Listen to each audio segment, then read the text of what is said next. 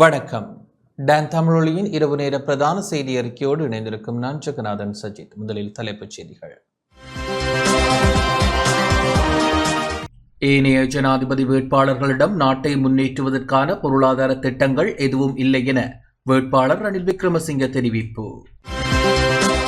சிறுவர் பராமரிப்பு நிலையங்கள் முதல் பல்கலைக்கழகங்கள் வரை கல்வி செயற்பாடுகள் நவீனமயப்படுத்தப்படும் என சஜித் பிரேமதாச தெரிவிப்பு.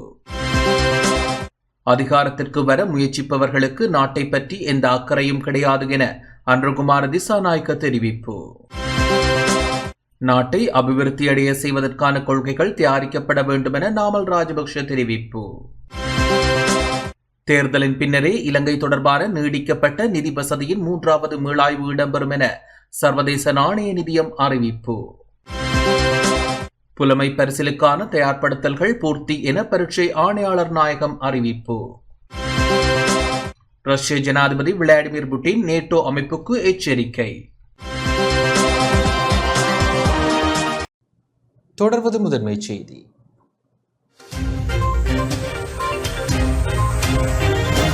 அனுசரணை வழங்குவோர் இலங்கை தாய்மார் நம்பிக்கையுடன் தெரிவு செய்வது மலிபன் கிரி. ஜனாதிபதி தேர்தலில் போட்டியிடும் ஏனைய பிரதான வேட்பாளர்களிடம் நாட்டை முன்னேற்றுவதற்கான பொருளாதார திட்டங்கள் எதுவும் இல்லை என ஜனாதிபதி வேட்பாளர் ரணில் விக்ரமசிங்க தெரிவித்துள்ளார். தேசிய ரீதியிலான மறுசீரமைப்புக்கு எதிர்வரும் ஜனாதிபதி தேர்தல் முக்கியத்துவம் வாய்ந்ததாகும் என சுயேட்சை வேட்பாளர் ஜனாதிபதி ரணில் விக்ரமசிங்க தெரிவித்துள்ளார். பலமிக்க கொழும்பு என்ற தொனிப்பொருளில் கொழும்பில் நேற்று இடம்பெற்ற நிகழ்வில் கலந்து கொண்டு உரையாற்றும் போதே அவர் இதனை தெரிவித்தார். We all knew the government of Mahinda Rajapaksa, Prime Minister, couldn't go on and someone had to take over. But there was no one there. They ran away. So they left you in the lurch. And now they want you. ஜனாதிபதி தேர்தலில் போட்டியிடும் ஏனைய பிரதான வேட்பாளர்களிடம் நாட்டை முன்னேற்றுவதற்கான பொருளாதார திட்டங்கள் எதுவும் கிடையாது. அவர்கள் மக்களை ஏமாற்றுவதற்காக போலியான வகையில் வார்த்தை பிரயோகங்களை பயன்படுத்துகின்றனர். அடுத்த ஆண்டு வரவு செலவு திட்டத்தில் உள்ளடக்கப்பட வேண்டிய விடயங்கள் எவை என கேட்டால் மக்கள் விடுதலை முன்னணிக்கு தெரியாது. பொருளாதார மூலோபாயத்தை வரையறுப்பதில் அந்த கட்சி தோல்வி கண்டுள்ளது. நாட்டில் ஆயுதமேந்தி கிளர்ச்சியுடன் தொடர்புகளை மேற்கொண்ட மக்கள் விடுதலை முன்னணி அதனை மறுப்பதாயின் வழக்கு தொடர முடியும். கடந்த கால தவறுகளை ஏற்றுக்கொள்ள மறுக்கும் தலைவர்களை நம்பலாமா? ஐக்கிய மக்கள் சக்தி இருவேறு விஞ்ஞாபனங்களை வெளியிட்டுள்ளது. சஜித் பிரேமதாச ஒவ்வொரு நாளும் வாக்குறுதிகளை மாற்றிக் கொண்டிருக்கிறார். ஆதலால் நாட்டுக்கு பொருத்தமானவர் யார் என்பதை மக்கள் தீர்மானிக்க வேண்டும். To vote and make them the president. In short, that is what it means. All these people. You have to take responsibility. You have to take hard decisions. Very, very difficult for me to think of raising VAT. But the options were even worse. And it paid off because at least the rupee stabilized and there's some relief that could be good. But there's a lot more to be done. There are a lot of people who are badly affected. I was in Piliyandala, that's one group. சிறுவர் பராமரிப்பு நிலையங்கள் முதல் பல்கலைக்கழகங்கள் வரை கல்வி செயற்பாடுகள் நவீனமயப்படுத்தப்படும் என ஜனாதிபதி வேட்பாளர் சஜித் பிரேமதாச தெரிவித்துள்ளார். அனைத்து பாடசாலைகளையும் சகல வசதிகளையும் கொண்ட பாடசாலைகளாக மாற்றுவோம் என எதிர்க்கட்சித் தலைவர் சஜித் பிரேமதாச தெரிவித்துள்ளார். ஐக்கிய மக்கள் கூட்டணி ஏற்பாடு செய்த 48வது மக்கள் பேரணி தலவத்து கொடையில் நேற்று இடம்பெற்றது. இந்நிகழ்வில் கலந்து கொண்டு உரையாற்றும் போதே அவர் இவ்வாறு குறிப்பிட்டார்.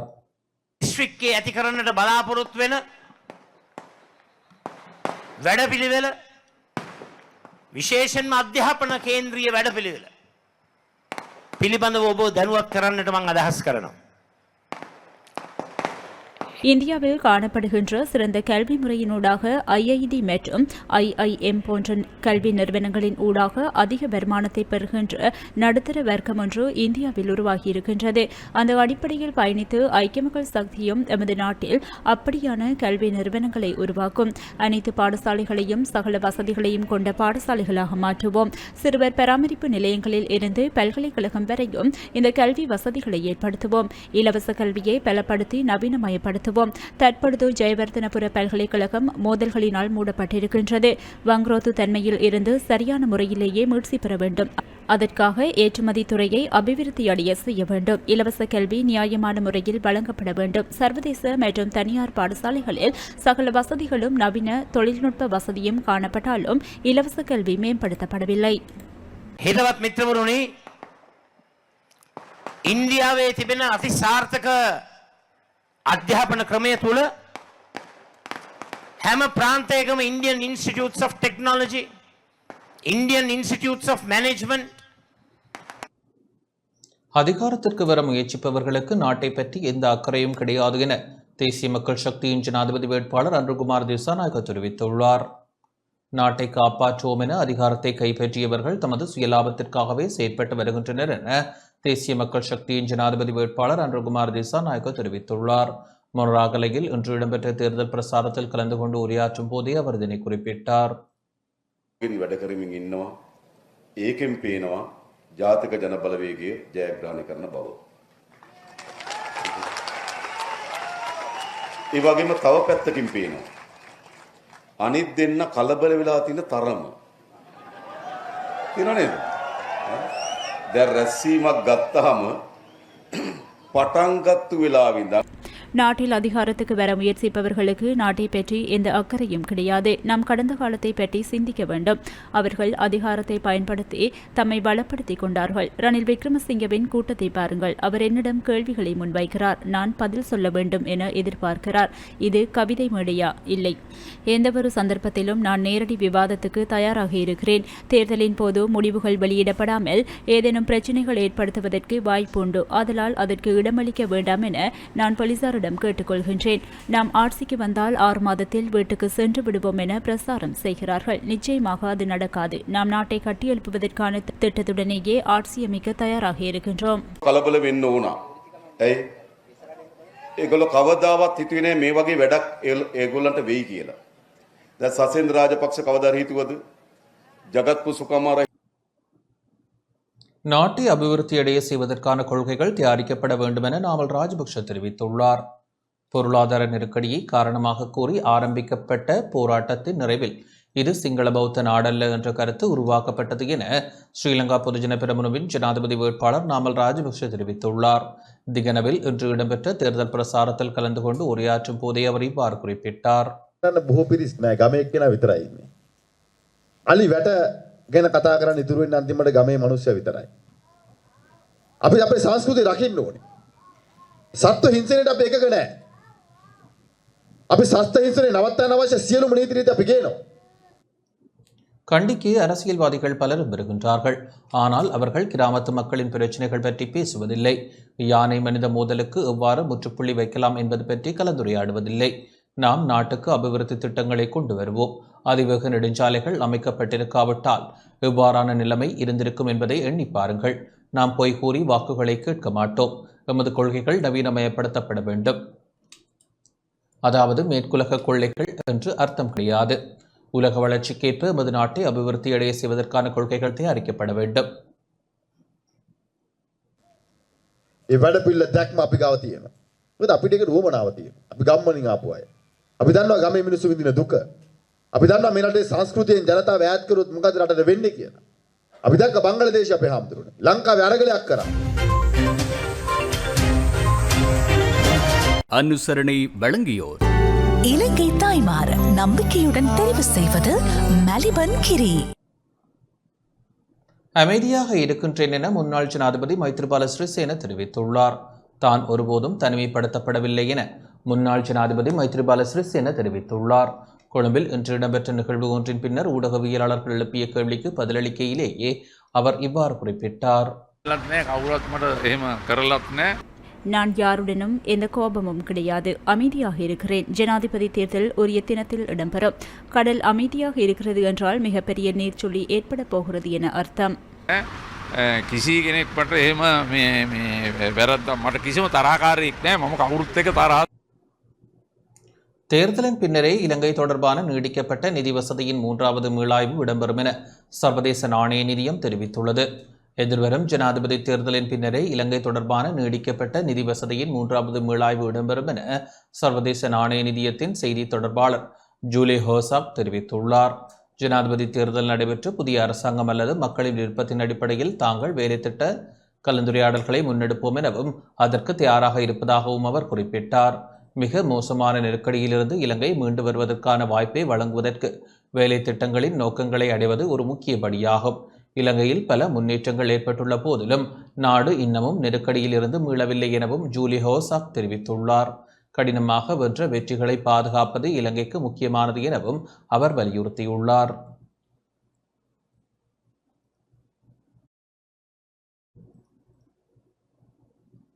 வாகன இறக்குமதி தடை எதிர்வரும் பிப்ரவரி மாதம் நீக்கப்படும் என அமைச்சர் அலி சப்ரி தெரிவித்துள்ளார். அனைத்து வாகனங்களுக்குமான இறக்குமதி தடையை எதிர்வரும் பிப்ரவரி மாதம் நீக்குவதற்கு அமைச்சரவை தீர்மானித்துள்ளதாக வெளிவிவகார அமைச்சர் அலி சப்ரி தெரிவித்துள்ளார். அந்நிய செலாவணி கையிருப்பின் கணிசமான அதிகரிப்பு, ரூபாயின் பெறுமதி அதிகரிப்பு போன்ற காரணங்களின் அடிப்படையில் இந்த தீர்மானம் மேற்கொள்ளப்பட்டுள்ளதாக அமைச்சர் அலி சப்ரி குறிப்பிட்டுள்ளார்.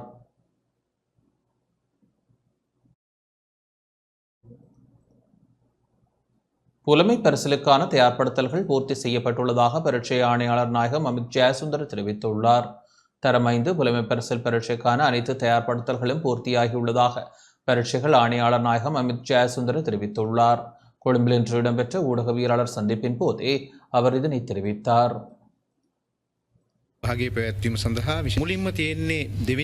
தரம் 5 புலமை பரிசில் பரீட்சைக்கு தேவையான ஏற்பாடுகள் செய்யப்பட்டுள்ளன. அந்த வகையில் முதலாவதாக பரீட்சை வினாத்தாளின் 2ஆம் பகுதி வழங்கப்படும். அந்த வகையில் காலை 9:30 முதல் 10:45 வரை 2ஆம் பகுதி பரீட்சை ஆரம்பமாகும். அதனைத் தொடர்ந்து 11:15 மணியளவில் பரீட்சை வினாத்தாளின் 1ஆம் பகுதி வழங்கப்படும்.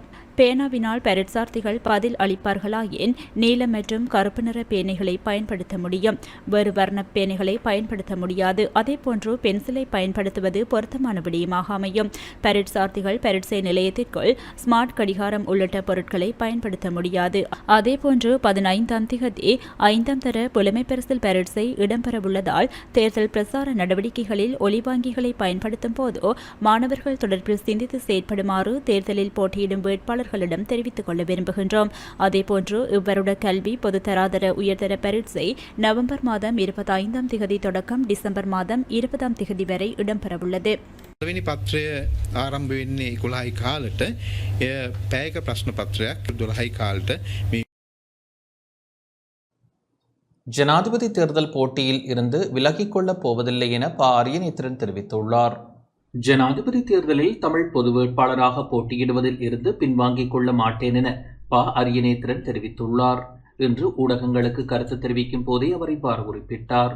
அரியநேத்திரன் பாக்கியசெல்வம் அல்லது பாக்கியசெல்வம் அரியநேத்திரன் அவர்கள் இந்த தேர்தலிலே ஒருவரின் பேரை ஒரு பேரினவாத வேட்பாளரை குறிப்பிட்டு அவரை ஆதரிப்பதாக கூறியிருக்கின்றார். அல்லது அதில் இருந்து அவர் விலகிவிட்டார், அல்லது அவர்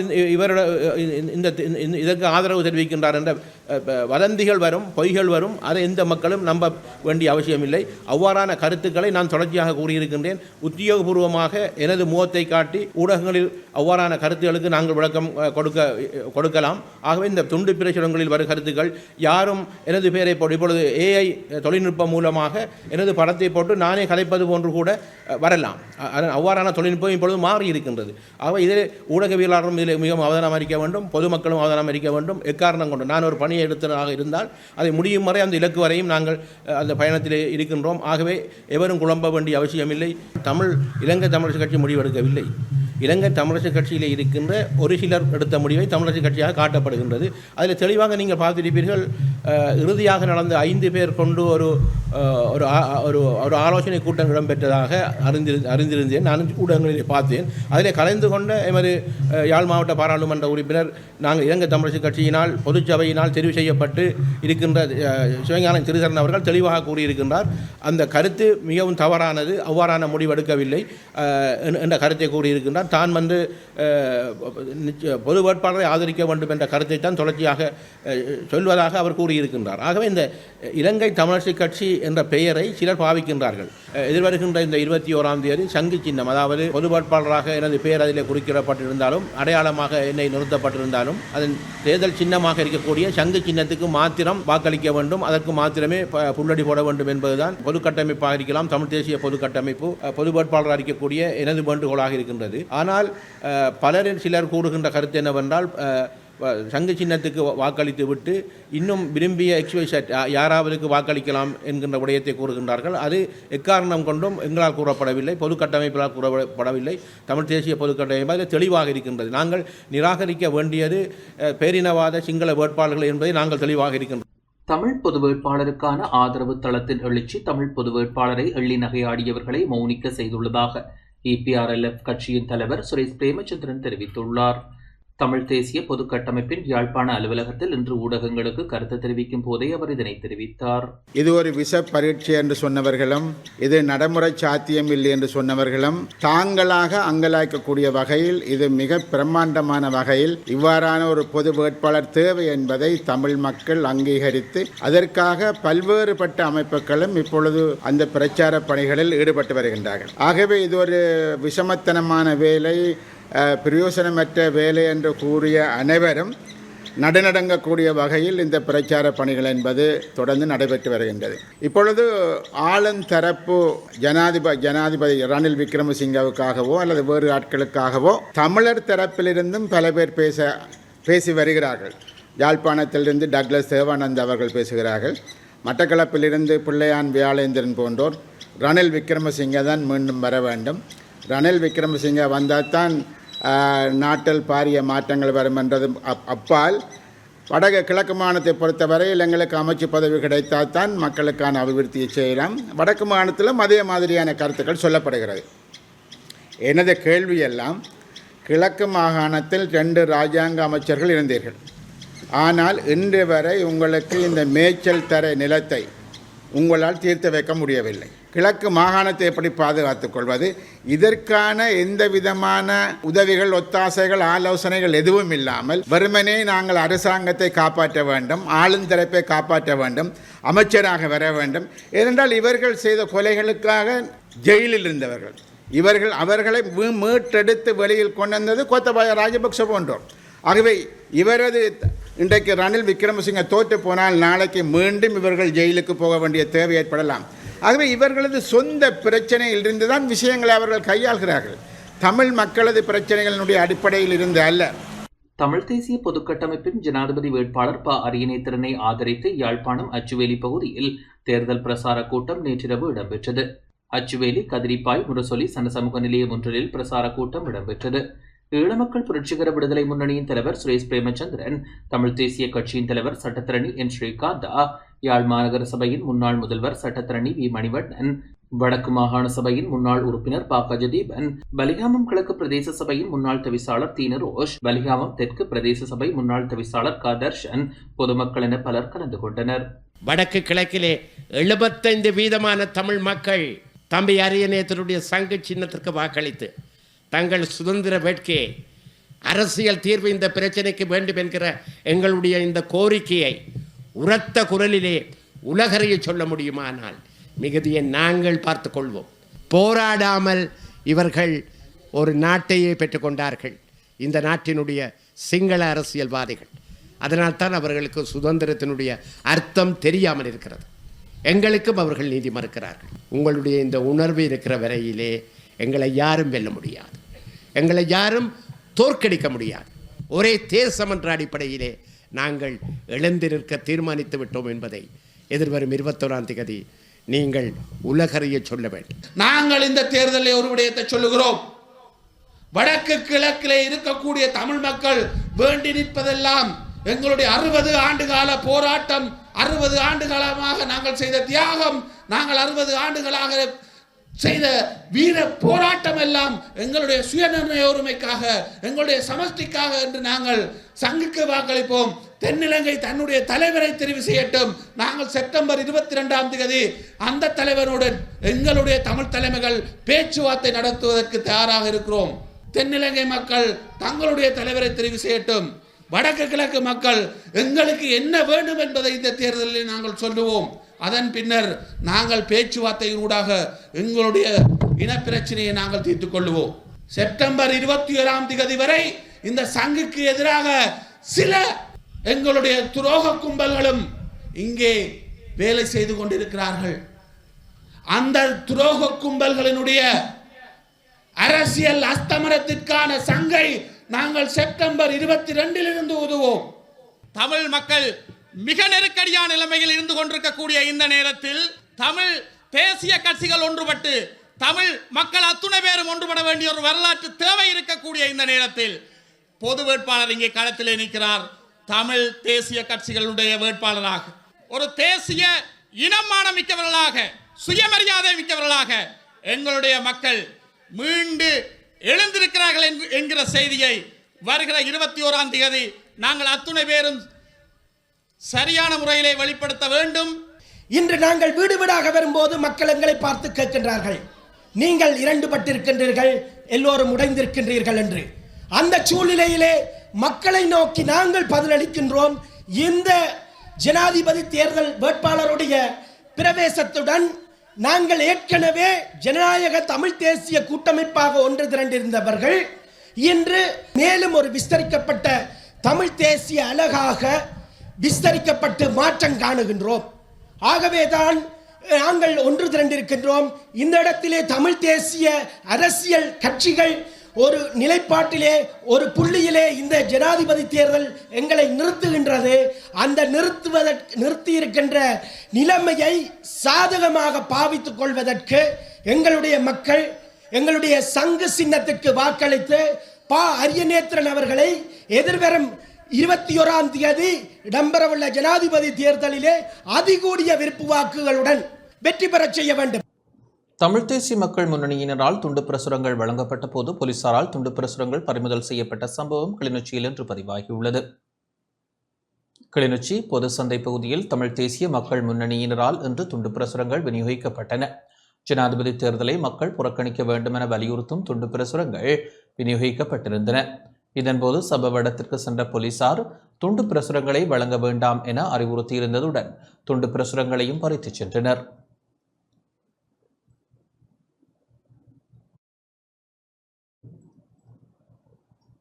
ஜனாதிபதி ரணில் விக்ரமசிங்கவே மீண்டும் ஜனாதிபதியாக வர வேண்டும் என நாடாளுமன்ற உறுப்பினர் அங்கஜன் ராமநாதன் தெரிவித்துள்ளார். நாட்டில் பல்வேறு வேலை திட்டங்களை முன்னெடுத்து வரும் ஜனாதிபதி ரணில் விக்ரமசிங்கவே மீண்டும் ஜனாதிபதியாக வர வேண்டும் என நாடாளுமன்ற உறுப்பினர் அங்கஜன் ராமநாதன் தெரிவித்துள்ளார். யாழ்ப்பாணத்தில் உள்ள அவரது கட்சி அலுவலகத்தில் இன்று காலை இடம்பெற்ற ஊடக சந்திப்பில் அவர் இவ்வாறு தெரிவித்தார். பல்வேறுபட்ட நெருக்கடியில் இருந்த நாட்டை மீட்டு தற்போது உள்ள நிலைக்கு கொண்டு வந்தவர் ரணில் விக்ரமசிங்க. எனவே அவருக்கே மக்கள் வாக்களிக்க வேண்டும் என கேட்டுக்கொண்டார். சொற்ப நாட்களே இருக்கிறது. செப்டம்பர் 21ஆம் தேதிக்கு மாற்றம் ஒன்று ஏற்படுத்தப்படும் என்றது நிச்சயம். அந்த மாற்றம் மறுபடியும் ஜனாதிபதி ரணில் விக்ரமசிங்க அவர்களே ஜனாதிபதியாக தெரிவு செய்யப்பட போகிறார். மக்கள் அதை உணர்ந்து கொண்டிருக்கிறார்கள். வடக்கு, கிழக்கு, தெற்கு அனைத்து பிரதேசங்களும் மிக முக்கியமாக தமிழ் மக்கள் அதை உணர்ந்திருக்கிறார்கள். தமிழ் மக்களுடைய வாக்குகள் இந்த முறை அவசியமானது. இந்த முறை இந்த தேர்தலில் மிக முக்கியமான தீர்வு எடுக்கக்கூடிய ஒரு வாக்குகளாக இருக்க போகிறது என்பதில் எந்த விதமான மாற்று கருத்தும் இல்லை. அந்த விதத்துல தமிழ் மக்கள் கௌரவ ஜனாதிபதி ரணில் விக்ரமசிங்க அவர்களுக்கு வாக்களிக்க தயாராகி இருக்கிற நிலையில இன்றைக்கு அதை திசை திருப்புறதுக்காகவும் அதை சிதறடிக்க வைக்கிறதுக்காகவும் பல முயற்சிகள் எடுக்கப்பட்டு கொண்டிருக்கிறது. குறிப்பாக தமிழரசு கட்சியுடைய முடிவு என்று சொல்லி தன்னிச்சையாக கௌரவ பாராளுமன்ற உறுப்பினர் சுமந்திரன் அவர்கள் தமிழரசு கட்சிய ஏதோ ஒரு விதத்துல ஹைஜாக் பண்ணி கொண்டு அந்த முடிவுகளை எடுத்து, அதாவது ஜனநாயக ரீதியாக இல்லாம இந்த முடிவுகளை எடுத்து திணிக்க பார்க்கிறார் மக்கள் மத்தியில எதிர்கட்சி தலைவர்களுக்கு வாக்கு செலுத்த. ஆகவே இது தமிழ் மக்களுடைய ஒரு முடிவு அல்ல. தமிழ் மக்களுடைய முடிவு ஜனாதிபதி ரணில் விக்ரமசிங்க அவர்களுக்கு நன்றி சொல்லுகிறதற்காகவும் அவருக்கு அந்த கடந்த 2 வருடம் அவர்கள் எங்களுக்கு தந்த மூச்செடுக்கின்ற அவகாசம் தந்ததுக்காகவும், அதே நேரம் வருகின்ற 5 வருடம் முக்கியமான இக்கட்டான சூழ்நிலையில நாங்கள் நின்று கொண்டிருக்கிறோம் பொருளாதார ரீதியாக. அதுல எங்களை மறுபடியும் மீட்டெடுப்பதற்கு தகுதியான தலைவர், பலம் வாய்ந்த தலைவர் என்ற அடிப்படையில அவரை கொண்டு வந்தால்தான் எங்களுடைய மக்களுக்கு தீர்வு கிடைக்கும். அதாவது நாடு முன்னேறும். அதன் அடிப்படையில நாங்களும் முன்னேற முடியும் என்றதுல தீர்மானமாக இருக்கிறார்கள். ஜனாதிபதி வேட்பாளர் ரணில் விக்ரமசிங்க வன்னி தேர்தல் தொகுதியில் அதிகூடிய வாக்குகளை பெற்றுக்கொள்ளும் அதே நேரம் தேசிய ரீதியிலும் அதிகூடிய வாக்குகளை பெற்று ஜனாதிபதி தேர்தலில் வெற்றி பெறுவார் என கிராமிய பொருளாதார ராஜாங்க அமைச்சர் காதர் மஸ்தான் தெரிவித்தார். ஜனாதிபதி வேட்பாளர் ரணில் விக்ரமசிங்கவை ஆதரித்து இன்று மதியம் மன்னார் நகர் பகுதியில் தேர்தல் பிரசாரத்தில் ஈடுபட்ட நிலையில் ஊடகங்களுக்கு கருத்து தெரிவிக்கையிலேயே அவர் இவ்வாறு தெரிவித்தார். ரணில் விக்ரமசிங்க அவர்களுக்கு ஆதரவு கோரி இன்றைக்கு மன்னார் நகர பகுதிகளில் தேர்தல் பிரச்சாரங்களில் நான் ஈடுபடுகின்றேன். வியாபாரிகளும் சரி, மற்றது முக்கியஸ்தர்களும் சரி, அதே போல் கல்வியாளர்களும் மிக தெளிவாக இருக்கின்றார்கள். சில இடத்துல போய் நாங்கள் வாக்கு கோர முதலே நாங்கள் ஜனாதிபதிக்கு எங்களோட போஸ்டல் வாக்கில் போட்டு விட்டோம். சில இடத்துல சொல்கிறாங்க கேஸ் சிலிண்டர் சின்னம் அவர்கிட்ட நாங்கள் அவருக்கு தான் போடுவோம். மன்னார் மாவட்டம் சரி அதாவது வன்னி தேர்தல் மாவட்டத்திலே அதிக கூடுதலான வாக்களை பெறுவார். அதே போல் தேசிய ரீதியிலையும் அதிக கூடிய வாக்களை பெற்று 21ஆம் தேதி நடக்கின்ற தேர்தலில் கூடுதலான வாக்கு பெற்று 22ஆம் தேதி தேர்தல் அறிவிப்பில் இன்ஷா அல்லாஹ் கூடுதலான வாக்குகளில் மீண்டும் ஜனாதிபதியாக தெரிவு செய்வார் என்பது மக்களுடைய ஆதரவுகளிலிருந்து எங்களுக்கு தெரியக்கூடியதாக இருக்கின்றது. எமது மக்களுக்கு மிகவும் அதாவது நாடு வளம் பெற்றால் மக்களும் வளம் பெறுவார்கள். அந்த அடிப்படையில் நீங்கள் எமது ஜனாதிபதி ரணில் விக்ரமசிங்க அவர்களுடைய சின்னமான கேஸ் சிலிண்டர் சின்னத்துக்கு அனைவரும் வாக்களிக்க வேண்டும் என்று இந்த சந்தர்ப்பத்தை பயன்படுத்தி மீண்டும் கேட்டுக்கொள்கிறேன். மட்டக்களப்பில் ஜனாதிபதி தேர்தலுக்கான பணிகள் துரிதகதியில் முன்னெடுக்கப்பட்டு வருகின்றன. மட்டக்களப்பு மாவட்டத்தில் முன்னெடுக்கப்படும் தேர்தல் முன்னாயத்த பணிகள் தொடர்பில் மாவட்ட உதவி தேர்தல்கள் தெரிவித்த ஆட்சி அலுவலர் MBM ஜுபியான் ஊடகங்களுக்கு தெளிவுபடுத்தினார். ஊடகங்களுக்கு இவ்வாறு அவர் கருத்து வெளியிட்டார். 30ஆம் மாதம் 20ஆம் திகதி 21ஆம் திகதி 22ஆம் திகதிகளில் வாக்குப்பட்டிகள் விநியோகம் மற்றும் வாக்குப்பட்டிகள் கையேற்கும் இடமாக மட்டக்களப்பு இந்து கல்லூரி செயற்படும். அந்த மட்டக்களப்பு இந்து கல்லூரியில் 9ஆம் மாதம் 20ஆம் திகதி காலையில் 7 மணிக்கு வாக்குப்பட்டிகள் சிரேஷ்ட தலைமை தாங்கும் உத்தியோகத்தர்களுக்கு வழங்கப்படும். அதேபோல் 21ஆம் திகதி காலையில் 7 மணிக்கு வாக்களிப்பு ஆரம்பமாகி 4 மணிக்கு வாக்களிப்பு நிறைவடைந்ததன் பின்னர் பெட்டிகள் பொறியிடப்பட்டு மீண்டும் கையேற்கின்ற இடத்துக்கு பெட்டிகள் கையேற்கப்படும். அந்த நடவடிக்கைகள் 21ஆம் திகதி பிற்பகல் 4 மணியிலிருந்து ஆரம்பமாகும். அதேபோல இம்முறை மட்டக்களப்பு மாவட்டத்தில் மொத்தமாக 47 வாக்களிப்பு நிலையங்கள் ஸ்தாபிக்கப்பட்டிருக்கின்றன. இதில் கல்குடா தொகுதிக்காக வேண்டி 11 வாக்கெண்ணிக்கை நிலையங்களும், மட்டக்களப்பு தொகுதிக்காக வேண்டி 17 வாக்கெண்ணும் நிலையங்களும், பட்டிருப்பு தொகுதிக்காக 9 வாக்கெண்ணும் நிலையங்களும், தபால் மூல வாக்குகளை எண்ணுவதற்காக 10 நிலையங்களும் ஒதுக்கீடு செய்யப்பட்டிருக்கின்றன. மொத்தம் மட்டக்களப்பு மாவட்டத்தில் வாக்களிப்பு நிலையம் மற்றும் வாக்கெண்ணும் பணிகள் ஈடுபடுகின்ற உத்தியோகத்தர்கள் 6750 அளவில் இருக்கின்றார்கள். அவர்களுக்கான அனைத்து கடிதங்களும் தபாலில் சேர்க்கப்பட்டிருக்கின்றன. அதேபோல் பயிற்சி வகுப்புகளும் தொடர்ச்சியாக நடைபெற்று அதுவும் இறுதிக்கட்டத்தை அடைந்திருக்கின்றது. அதேபோல் வாக்காளர் அட்டை விநியோகம் கடந்த 9ஆம் மாதம் 2ஆம் திகதியிலிருந்து ஆரம்பமாகி 9ஆம் மாதம் 14ஆம் திகதி வரை அந்த விநியோக நடவடிக்கைகள் இடம்பெற்று வருகின்றன. குறிப்பாக நாளை இறுதி தினமாக இருப்பதால் மட்டக்களப்பு மாவட்டத்தில் இருக்கின்ற வாக்காளர்களை நாங்கள் விசேடமாக கேட்டுக்கொள்கிறோம். உங்களுடைய வாக்காளர் அட்டை கிடைக்கப்பெறவில்லையாயின் உரிய தபால் நிலையத்துக்கு சென்று அது தொடர்பாக வினவி அவர்களுடைய வாக்காளர் அட்டை பெற்றுக்கொள்ளுமாறு கேட்டுக்கொள்கிறோம். அதே மாதிரி மட்டக்களப்பு மாவட்டத்தின் தேர்தல்களின் போது பாதுகாப்பு தொடர்பான விசேட கூட்டம் எதிர்வரும் ஞாயிற்றுக்கிழமை மட்டக்களப்பு மாவட்ட சிரேஷ்ட போலீஸ் அதிபருடன் மற்றும் SSB-உடனான மற்றும் போலீஸ் நிலைய பொறுப்பாதிகாரிகளுடன் கலந்துரையாடல் ஒன்றும் ஏற்பாடு செய்திருக்கின்றோம். எனவே இதுவரை மட்டக்களப்பு மாவட்டத்தில் பெரிய வன்முறைகள் எதுவும் பதிவாகவில்லை. சாதாரணமாக கட் அவுட் போஸ்டர் ஒட்டப்பட்ட போன்றவை தான் முறைப்பாடுகளாக கிடைக்கப்பட்டிருக்கின்றன. எனினும் நீதியானதும் நியாயமானதுமான ஒரு தேர்தலை நடத்துவதற்கு சகலரும் ஒத்துழைப்பு வழங்க வேண்டும் என்று தெரிவத்தாட்சி அலுவலர் சார்பாக கேட்டுக்கொள்கிறோம். நுவரெலியாவில் சுயதொழில் விற்பனை நிலையம் இன்று திறந்து வைக்கப்பட்டது. நுவரெலியாவில் பெண்கள் அபிவிருத்திக்கான சுயதொழில் விற்பனை நிலையம் இன்று திறந்து வைக்கப்பட்டது. மாவட்டத்தில் குறைந்த வருமானம் பெறும் பெண்களின் வாழ்வாதாரத்தை அதிகரிக்கும் நோக்கில் USAID நிறுவனத்தின் நிதி பங்களிப்பில் இந்த சுயதொழில் விற்பனை நிலையம் திறக்கப்பட்டுள்ளது. நுவரெலியா மாவட்ட செயலக வளாகத்தில் குறித்த நிலையம் திறந்து வைக்கப்பட்டுள்ளது. நுவரெலியா மாவட்ட உதவி செயலாளர் திலீக கவிசேகரவின் தலைமையில் இந்த நிகழ்வு இடம்பெற்றது. தெரிவு செய்யப்பட்ட 30 பெண்கள் இந்த விற்பனை நிலையத்தின் மூலம் பயன்பெற உள்ளனர்.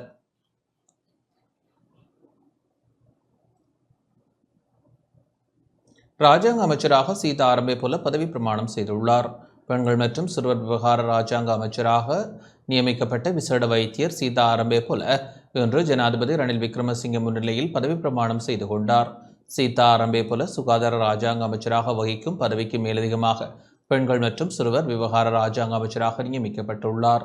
பதவி பிரமாண நிகழ்வில் ஜனாதிபதியின் செயலாளர் சமநேக்க நாயக்கவும் கலந்து கொண்டார்.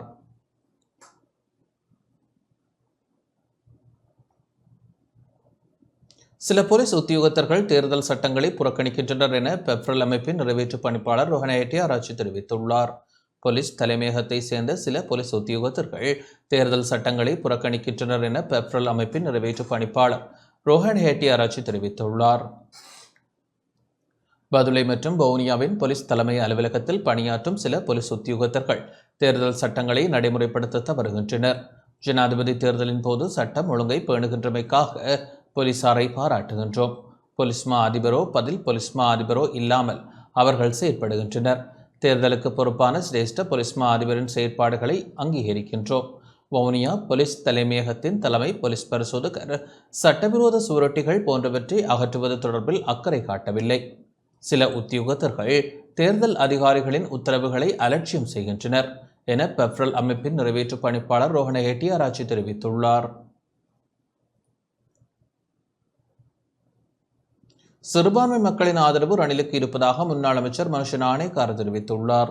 சிறுபான்மை மக்களின் ஆதரவு சுயேட்சை வேட்பாளர் ரணில் விக்ரமசிங்கவிற்கே உள்ளது என முன்னாள் அமைச்சர் மனுஷ நாணயக்கார தெரிவித்துள்ளார். கொழும்பில் இயலம் ஸ்ரீலங்கா எனும் தொனிப்பொருளில் இன்று இடம்பெற்ற ஊடகவியலாளர் சந்திப்பின் போதே அவர் இதனை தெரிவித்தார். එක්කම මීට වඩා වැඩි මූලික වැටුප් ලබාගෙන හිටපු අනෙත් අයගේත් වැටුප් ඉහළ යෑම මේට සාපේක්ෂව සිද්ධ වෙනවා මේ මූලික වැටුප් වැඩිවීමත් සමගම. ඒ වගේම වතු සේවකයින්ගේ දෛනික වැටුප බොහෝ විවාදයට ලක්වෙච්ච මාතෘකාවක්. මේ වතු සේවක දෛනික වැටුප පිළිබඳව தேசிய மக்கள் சக்தியின் ஜனாதிபதி வேட்பாளர் அனுரகுமார திசாநாயக்க பொருளாதார கொள்கை தொடர்பில் விவாதத்திற்கு அழைப்பு விடுத்திருந்தார். அதுவும் ரணில் விக்ரமசிங்கவே முன்னர் அனுரவிடம் சில விடயங்கள் குறித்து கேள்வி எழுப்பியிருந்தார். அதற்கு அவர் உரிய பதிலை வழங்கவில்லை. மாறாக விவாதத்திற்கு அழைத்துள்ளார். இந்நிலையில் விவாதத்தை ஏற்றுக்கொண்ட ரணில் விக்ரமசிங்க அவரிடம் ஒரு கேள்வியை எழுப்பினார். ஏற்றுமதி பொருளாதாரம் தொடர்பிலா அல்லது இறக்குமதி பொருளாதாரம் தொடர்பிலா விவாதம் என்ற கேள்வியை எழுப்பினார். அந்த கேள்விக்கு எந்த பதிலும் இதுவரையில் கிடைக்கப்பெறவில்லை. அதற்கு பதிலளிக்கும் பட்சத்தில் விவாதத்திற்கு செல்ல நாம் தயார் என்பதை தெரிவித்துக் கொள்ள விரும்புகின்றோம். ரணில் விக்ரமசிங்க ஜனாதிபதியாகியமை தொடர்ந்து நாட்டில் எந்தவித குழப்பமும் ஏற்படாத வகையில் பாதுகாப்பை உறுதிப்படுத்தும் விடயத்தை ரணில் மேற்கொள்வார். வன்முறைகள் பயங்கரவாத நடவடிக்கைகளுக்கு இடமளிக்காதவரே ரணில் விக்ரமசிங்க என்பதை உறுதிப்படுத்திய தலைவரே ரணில் என்பதை அனைவரும் அறிவர். வடக்கு கிழக்கு மலையகம் உள்ளிட்ட அனைத்து பகுதி மக்களின் ஆதரவும் ரணிலுக்கே உள்ளது. මූලික වැටුපක් වැඩි කරන්න ඒ වගේම දීමනාවක් ගෙවන්න ඊට වඩා වැඩියෙන් 1700ක් யாழ்ப்பாணம் மற்றும் கிளிநொச்சி வாக்காளர்களுக்கு வாக்களிக்கும் முறை தொடர்பில் தெளிவூட்டல் வழங்கப்படுகின்றது. யாழ்ப்பாணம் தேர்தல் தொகுதியில் அடங்கும் யாழ்ப்பாணம் மற்றும் கிளிநொச்சி வாக்காளர்களுக்கு வாக்களிக்கும் முறை தொடர்பில் தெளிவூட்டும் துண்டு பிரசுரம் இன்று வெளியிட்டு வைக்கப்பட்டது. கிளிநொச்சி மாவட்ட செயலகத்தில் யாழ்ப்பாணம் மற்றும் கிளிநொச்சி மாவட்டத்திற்கு பொறுப்பான உதவி தேர்தல் ஆணையாளர் ஏசி அமல்ராஜ் முதலாவது துண்டு பிரசுரத்தை வெளியிட்டு வைக்க கிளிநொச்சி மாவட்ட பதில் அரசாங்க அதிபர் எஸ் முரளிதரன் பெற்றுக்கொண்டார். துண்டு பிரசுரமானது மக்கள் சரியான முறையில் வாக்களிப்பது தொடர்பான தகவல்களை உள்ளடக்கியுள்ளது. இந்த விழிப்புணர்வு துண்டு பிரசுரம் உத்தியோகத்தர்கள் மற்றும் கிராம சேவையாளர்கள் மூலம் மக்களுக்கு விளக்கம் வழங்கப்பட உள்ளது.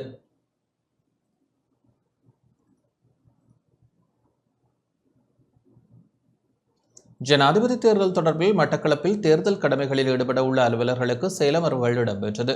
ஜனாதிபதி தேர்தல் தொடர்பான கடமைகளில் ஈடுபட உள்ள வாக்குப்பட்டிகள் விநியோகிக்கும் மற்றும் பாரமேற்கும் உதவி தெரிவத்தாட்சி அலுவலர்களுக்கும் பிரதி தலைமை தாங்கும் அலுவலர்களுக்குமான விளக்கமளிக்கும் செயலமர்வு இன்று மட்டக்களப்பில் இடம்பெற்றது. மட்டக்களப்பு மாவட்ட அரசாங்க அதிபரும் மாவட்ட தேர்தல் தெரிவத்தாட்சி அதிகாரியுமான ஜஸ்டினா முரளிதரன் தலைமையில் மாவட்ட உதவி தேர்தல் தெரிவத்தாட்சி அதிகாரி ஜுபியானின் ஒழுங்குபடுத்தலின் கீழ் செயலமர்வு ஒழுங்குபடுத்தப்பட்டது.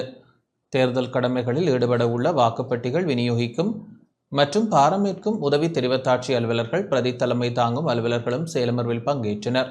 தேர்தல் கடமைகளில் ஈடுபடும் போது மேற்கொள்ள வேண்டிய விடயங்கள் தொடர்பாகவும் தேர்தல்கள் சட்டத்தில் குறிப்பிடப்பட்டுள்ள சட்டத்திட்டங்கள் தொடர்பாகவும் விரிவான தெளிவூட்டல்கள் வழங்கப்பட்டன. 2024 ஆண்டு செப்டம்பர் மாதம் 21ஆம் தேதியிலே நடைபெற இருக்கும் 9வது நிறைவேற்று ஜனாதிபதியை தெரிவு செய்யும் தேர்தலுக்கான சகல ஆயத்தங்களும் மட்டக்களப்பு மாவட்டத்திலே சிறப்பாக செய்யப்பட்டுள்ளன. இந்த தேர்தலிலே வாக்களிப்பதற்காக 442 வாக்கு அளிக்கும் நிலையங்கள் ஆயத்தப்படுத்தப்பட்டுள்ளன. அவை 81 வலயங்களாக செயல்படுத்தப்படுகின்றன. வாக்கெடுப்பு நிலையங்களுடைய தூரங்கள் மற்றும் வாக்காளர்களின் எண்ணிக்கையின் அடிப்படையிலே இந்த வலயங்கள் உருவாக்கப்பட்டுள்ளன. அதற்கு பொறுப்பாக வலய உதவி தெரிவு அத்தாட்சி அலுவலர்கள் நியமிக்கப்பட்டுள்ளார்கள். வாக்களிக்கும் பணிகளானது 2021ஆம் ஆண்டு காலை 7 மணி முதல் நடைபெறும். இதற்கான பயிற்சி வகுப்புகள் தொடர்ச்சியாக நடைபெற்று கொண்டு இருக்கின்றது. பிரதேச செயலாளர்கள், போலீஸ் உத்தியோகத்தர்கள் மற்றும் எஸ்பிஓ, ஜேபிஓ அது மட்டுமல்ல இன்றைய தினத்தில் கூட விநியோகிக்கும் பாரமேற்கும் தெரிவத்தாட்சி அலுவலர்களுக்கான வகுப்புகளும் அது மட்டுமன்றி பிரதி தலைமை தாங்கும் அலுவலர்களுக்கான வகுப்புகளும் நடைபெற்றது. அவர்களது தேர்தல் கடமைகள் தொடர்பாகவே அவை உதவி தேர்தல் ஆணையாளர் அலுவலர் அவர்களினால் அவர்களுக்கு தெளிவுபடுத்தப்பட்டது. இன்றைய தினம் வரை 46 தேர்தல் சட்டவிரோத மீறல் செயல்பாடுகளே எங்களுக்கு முறைப்பாடாக கிடைக்கப்பட்டுள்ளது. மட்டக்களப்பு மாவட்டத்திலே எந்த ஒரு தேர்தல் வன்முறை சம்பவங்களும் இதுவரை பதிவாகவில்லை. காலி முகத்திடல் போராட்டக் குழுவினர் அன்ருகுமார் திசாநாயக்கவிற்கு ஆதரவளிக்க தீர்மானித்துள்ளனர். எதிர்வரும் ஜனாதிபதி தேர்தலில் தேசிய மக்கள் சக்தியின் தலைவர் அன்ருகுமார் திசாநாயக்கவிற்கு தமது ஆதரவை வழங்க உள்ளதாக காலி முகத்திடல் போராட்டத்தில் அங்கம் வகித்த குழுவினர் அறிவித்துள்ளனர். நிறைவுறாத போராட்டத்தின் மக்கள் சக்தி எனும் தொனிப்பொருளில் கொழும்பில் இன்று இடம்பெற்ற ஊடகவியலாளர் மாநாட்டின் போது சட்டத்தரணி மனோஜ் நாணயக்கார இதனை அறிவித்தார். මේ ආදරණීය සහෝදර සහෝදරයන් පිරිසත් අද මේ ස්ථානයට ඇවිල්ලා මේ විශේෂ මාධ්‍ය හමුව நாம் இந்த போராட்டத்தில் ஈடுபட்ட போது ஒவ்வொருவரும் ஒவ்வொரு பகுதியில் இருந்தோம். அதன் பிறகு ஒன்றாக இணைந்து செயற்பட்டோம். நாட்டில் முறைமை மாற்றம் அவசியம் என்பதே எம் அனைவரினதும் கோரிக்கையாக இருந்தது. பாரம்பரியமாக ஆட்சி செய்து வரும் நபர்களிடம் மீண்டும் ஆட்சியை கையளிக்க முடியாது. ஏனென்றால் அவர்கள் இதுவரை நாட்டுக்கு என்ன செய்தார்கள் என்பதை நாம் அறிவோம். அதனால் தேசிய மக்கள் சக்திக்கும் அதன் தலைவர் அனுரகுமார திசாநாயக்கவுக்கும் ஆதரவளிப்பதென நாம் தீர்மானித்துள்ளோம். அக்கட்சியின் கொள்கை பிரகடனம் நாட்டுக்கு பொருத்தமானதாக உள்ளது. පවත්වන කාරණය තමයි අපි 2022 අප්‍රේල් 9 ආරම්භ කරපු ඒ අරගලය 2022 අගෝස්තු මාසයේ අග අවසන් වෙන තෙක් ஊழலற்ற அரசியல் தலைவரான அன்ருகுமார திசாநாயக்கவை மக்கள் தெரிவு செய்ய வேண்டும் என தேசிய மக்கள் சக்தியின் நிறைவேற்றுக்குழு உறுப்பினர்கள் வலியுறுத்தியுள்ளனர். எதிர்வரும் ஜனாதிபதி தேர்தலில் ஊழலற்ற அரசியல் தலைவரான தேசிய மக்கள் சக்தியின் வேட்பாளர் அன்ருகுமார திசாநாயக்கவை மக்கள் தெரிவு செய்ய வேண்டும் என தேசிய மக்கள் சக்தியின் யாழ்ப்பாண மாவட்ட நிறைவேற்றுக்குழு உறுப்பினர்கள் வலியுறுத்தியுள்ளனர். இன்று மாலை யாழ்ப்பாணத்தில் இடம்பெற்ற ஊடக சந்திப்பில் ஜெயராசசிங்கம், கஜன், காராளசிங்கம் பிரகாஷ் ஆகியோர் கருத்து வெளியிட்டனர். ஊழலற்ற ஒரு நாட்டை உருவாக்குவதற்காக முன்வரக்கூடிய ஒரே ஒருவராக இன்று வலம் வந்து கொண்டிருப்பவர் அனுரகுமார திசாநாயக்காவர். தென் பகுதியிலே அனுரகுமார திசாநாயக்கான ஆதரவு தளம் பெருகி காணப்படுகின்ற அந்த நேரத்திலே நாங்களும் அவர்களுடன் கை சேர்ந்து இலங்கை என்ற ஒரு நாட்டை நாங்கள் கட்டியெழுப்ப வேண்டும். பெரும்பாலான மக்கள் ஊழல் இந்த நாட்டிலிருந்து ஒளிந்து ஒரு சிறந்த நல்லாட்சியை உருவாக்குவதற்குமாக தோழர் அனுரகுமார திசாநாயக்க அவர்கள் முன் ஒன்றுதல் இருக்கின்றார்கள். இந்த மாற்றத்திற்கு நிச்சயமாக தமிழ் மக்களும் தங்களுடைய வாக்குகளை அளித்து இந்த ஜனாதிபதியின் தங்களுடைய உரிமையையும் வழிகாட்ட வேண்டும் என்று அனைவரையும் கேட்டு நிற்கின்றோம். ஜனாதிபதி தேர்தல் தொடர்பில் நேற்று வரை 3828 முறைப்பாடுகள் கிடைத்துள்ளதாக தேர்தல்கள் ஆணைக்குழு தெரிவித்துள்ளது.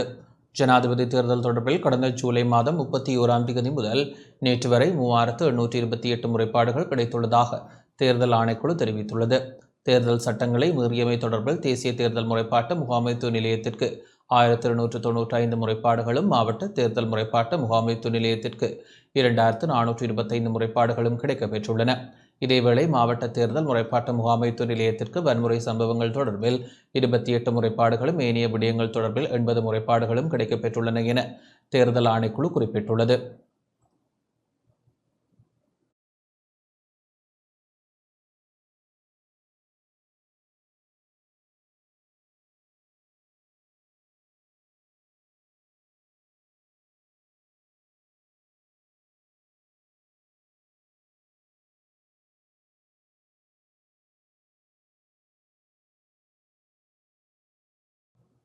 அடுத்து ஜனாதிபதி தேர்தலில் வாக்களிக்கும் முறை தொடர்பில் பார்க்கலாம். ஜனாதிபதி தேர்தலின் போது வாக்காளர் ஒருவர் எவ்வாறு வாக்களிக்க வேண்டும்? வாக்காளர் ஒருவர் தான் விரும்பும் வேட்பாளரது பெயர் மற்றும் சின்னத்திற்கு எதிரே வலது பக்கத்தில் உள்ள வெற்றுக்கூட்டில் 1 எனும் இலக்கத்தை இடுவதன் மூலம் தனது வாக்கினை அளிக்கலாம். வாக்காளர் ஒருவர் விரும்பினால் தனது இரண்டாவது விருப்பத் தெரிவையும் மூன்றாவது விருப்பத் தெரிவையும் குறிப்பிட முடியும். இரண்டாவது விருப்பத் தெரிவை குறிப்பிட விரும்பும் ஒருவர் தான் வாக்களிக்க விரும்பும் வேட்பாளருடைய பெயர் மற்றும் சின்னத்திற்கு எதிரே 1 என்னும் இலக்கத்தை இடுவதன் மூலம் தனது வாக்கினை அளிக்கலாம். இரண்டாவது தெரிவிற்குரிய வேட்பாளர் மற்றும் சின்னத்திற்கு எதிரே 2 எனும் இலக்கத்தினை இடுதல் வேண்டும். மூன்றாவது விருப்பத் தெரிவையும் பிரயோகிக்க விரும்பும் வாக்காளர் மூன்றாவது தெரிவிற்குரிய வேட்பாளர் மற்றும் சின்னத்திற்கு எதிரே 3 எனும் இலக்கத்தினை இடுதல் வேண்டும். இவை ஏற்றுக்கொள்ளப்படும் வாக்கு. விருப்பத் தெரிவுகளை வழங்காது தனது வாக்கினை மட்டும் செலுத்த விரும்பும் ஒருவர் தான் வாக்களிக்க விரும்பும் வேட்பாளருடைய பெயர் மற்றும் சின்னத்திற்கு எதிரே புல்லடியினை இடுவதன் மூலமும் தனது வாக்கினை அளிக்கலாம். புல்லடி இடுவதன் மூலம் தனது வாக்கினை அளிக்கும் ஒருவர் தனது இரண்டாவது மூன்றாவது விருப்பத் தெரிவுகளை குறிப்பிட முடியாது. உங்களால் அளிக்கப்படுகின்ற வாக்குகள் நிராகரிக்கப்படுகின்ற சந்தர்ப்பங்கள்: 1 என அடையாளமிட்டு தமது வாக்கினை அளிக்காமல் இரண்டாவது மூன்றாவது விருப்பத் தெரிவுகள் மாத்திரம் அளித்திருந்தால் இது நிராகரிக்கப்படும் வாக்கு. புல்லடி இடுவதன் மூலம் தனது வாக்கினை செலுத்தி இரண்டாவது மூன்றாவது விருப்ப தெரிவுகளை குறிப்பிட்டிருந்தால் இது நிராகரிக்கப்படும் வாக்கு. 1க்கு மேற்பட்ட புல்லடிகளை பயன்படுத்தி வாக்களித்திருந்தால் இது நிராகரிக்கப்படும் வாக்கு. 3ற்கு மேற்பட்ட விருப்ப தெரிவுகளை குறிப்பிட்டிருந்தால் அது நிராகரிக்கப்படும் வாக்கு. இத்துடன் இந்த செய்தி அறிக்கை நிறைவடைகின்றது. வணக்கம்.